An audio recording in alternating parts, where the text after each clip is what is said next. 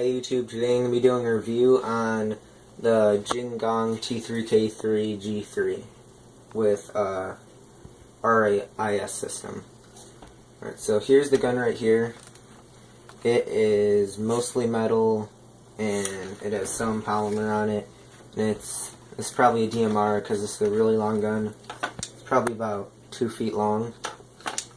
Alright, so we're going to start from the back here and work our way up. This right here, you have a rubber butt plate. It's pretty padded, and this is where your battery goes in. To take it out, you just push this down right here, and then it pops out. And you have your fuse right here and your connector. And there's a pretty large compartment in here. I have a mini right now because that's just what I had, but you can fit a large type battery in here also. And yeah, if you have one of these it still works, but you're going to have to put it in a sock or something so it doesn't rattle around. So I'll put that back in there.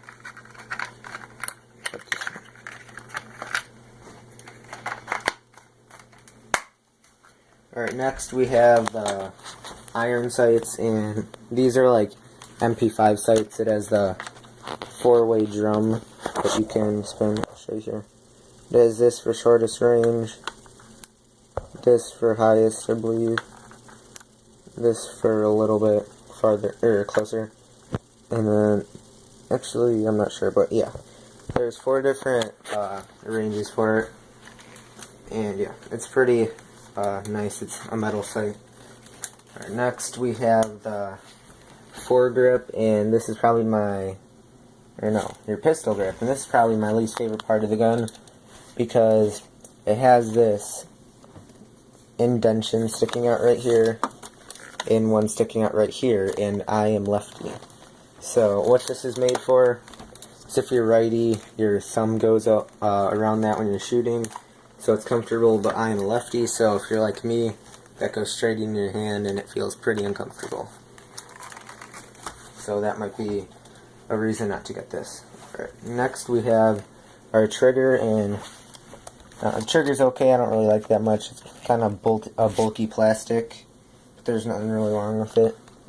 And this is the fire selector right here. I don't know if you can see that, but the screw inside mine right there is stripped a little, so I have to be careful not to pull it out. And it has safety, semi-automatic, and full auto. Alright, so next we have our mag release right here. There is a AK-1 right here, and if you go on the other side, it has M4 style right here.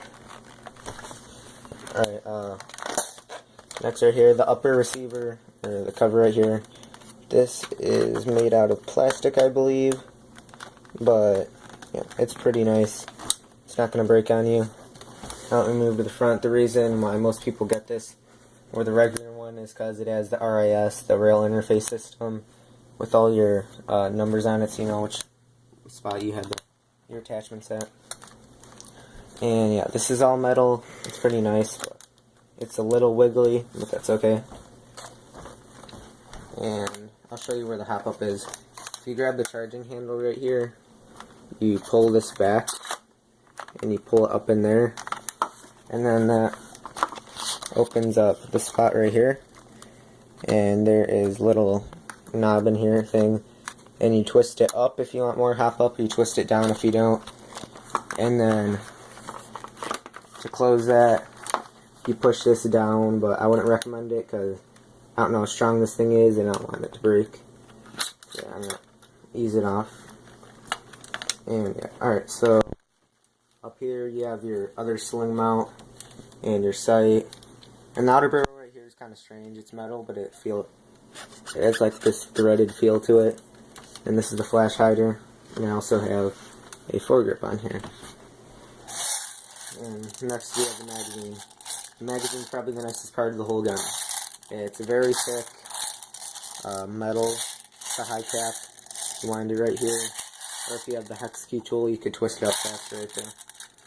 You pour your BBs into here, and it probably holds about 200 or so, which is pretty good for a DMR if you want that. You put it in, you have to put it in like an AK mag. Push this in first, and then you pull in the back. And yeah, that's how you get that on. And overall, out of 10, I'd probably give this gun an 8, because it's a pretty good gun, but I don't think it's worth the $170, which I paid for it. And yeah, because the cons are the grip right here, this thing if it strips on you, mostly plastic parts, and the bulky trigger. But the pros of it are that it shoots pretty hard, it's a really long gun, and not many people have them. And I like the hop up personally, because you can just pull it back, and it's right there. It's nice and simple. And yeah, the sights are pretty decent too, so. That concludes my review of the Jing Gong T3-k3 with RIS system.